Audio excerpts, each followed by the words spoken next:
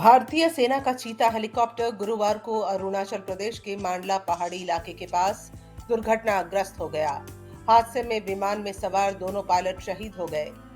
Army के अधिकारियों ने न्यूज एजेंसी एएनआई को जानकारी दी। उन्होंने कहा कि आर्मी, सशस्त्र सीमा बल और भारत तिब्बत सीमा पुलिस के 5 खोजी दलों को भेजा गया।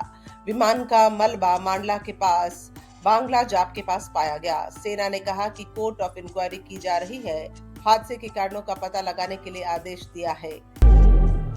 दिल्ली पुलिस ने कांग्रेस सांसद राहुल गांधी को नोटिस जारी कर उन पीड़ितों के बारे में जानकारी देने को कहा जो राहुल गांधी के पास यौन उत्पीड़न के बाद सुरक्षा की मांग को लेकर आए थे। दरअसल ये मामला श्रीनगर में भारत जोड़ो यात्रा के दौरान राहुल गांधी द्वारा दिए गए बयान को लेकर है। राहुल गांधी ने कहा था कि यौन उत्पीड़न के पीड़ितों ने उनसे सुरक्षा प्रदान कराने के लिए संपर्क किया था। दिल्ली पुलिस ने इसे लेकर ही नोटिस जारी करते हुए पीड़ितों की डिटेल्स मांगी है। यह नोटिस उन पीड़ितों के बारे में जानकारी देने के लिए जारी किया गया है जिनका जिक्र राहुल गांधी ने भारत जोड़ो यात्रा के दौरान किया था और कहा था कि वे उनसे यौन उत्पीड़न के मामले में सुरक्षा की उम्मीद लिए मिली थी। राहुल गांधी ने यात्रा के दौरान महिला उत्पीड़न को लेकर भी कई तरह के बयान दिए थे। इन बयानों को लेकर दिल्ली पुलिस ने अब कुछ सवालों की शक्ल में राहुल गांधी को एक नोटिस भेजा है और जवाब मांगा है। कांग्रेस सांसद ने जम्मू कश्मीर में एक बयान देते हुए कहा था, मेरी मुलाकात एक बलात्कार पीड़िता से हुई थी। उस वक्त मैंने लड़की से पूछा था कि क्या हमें पुलिस को फोन करना चाहिए, तो उसने फोन करने से यह कहते हुए मना किया था कि इससे उसको शर्मिंदगी का सामना करना पड़ेगा। कांग्रेस नेता राहुल गांधी गुरुवार को संसद पहुंचे। यहां उन्होंने लोकसभा की कार्रवाई में हिस्सा लिया। हालांकि भाजपा और विपक्ष के बीच टकराव के चलते सदन की कार्रवाई स्थगित हो गई, जिसकी वजह से राहुल को बोलने का मौका नहीं मिला। गौरतलब है कि भाजपा ने उन पर लंदन में देश विरोधी बयान देने का आरोप लगाया है। इस पर राहुल ने कहा कि अगर सभापति ने उन्हें मौका दिया तो वे मामले पर जरूर बोलेंगे।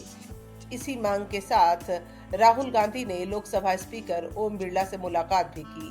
उन्होंने कहा कि मुझे उम्मीद है कि कल मुझे सदन में बोलने दिया जाएगा। आज मेरे पहुंचने के 1 मिनट के अंदर ही सदन स्थगित हो गया।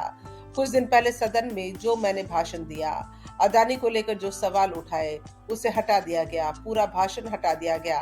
सरकार हंगामा करके मामले से ध्यान हटाना चाहती है।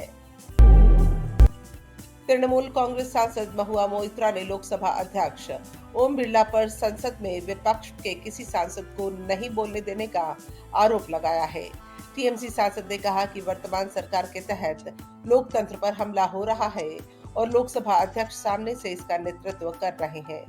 बुधवार देर रात एक ट्वीट में मोइत्रा ने लिखा, पिछले 3 दिनों में स्पीकर ओम बिरला ने केवल भाजपा के मंत्रियों को माइक पर बोलने की अनुमति दी और फिर संसद को स्थगित कर दिया।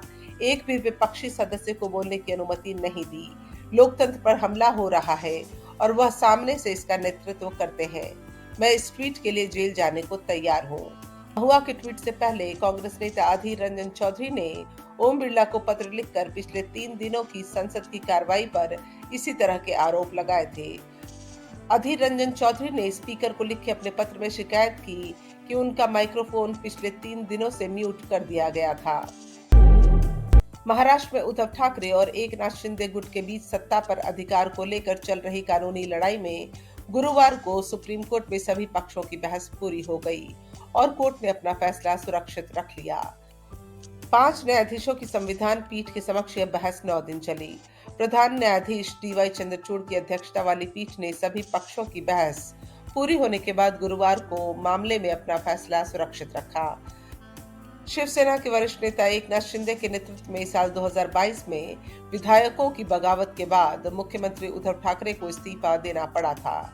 इसके बाद शिंदे के नेतृत्व में नई सरकार का गठन हुआ।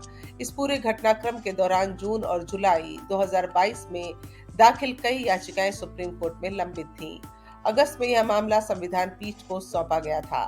5 जजों की संविधान पीठ ने शिंदे कैंप के विधायकों की अयोग्यता, सरकार बनाने के लिए शिंदे को मिले निमंत्रण, नए स्पीकर के चुनाव जैसे कई मामलों पर उद्धव गुट की तरफ से उठाए गए सवालों पर विचार किया।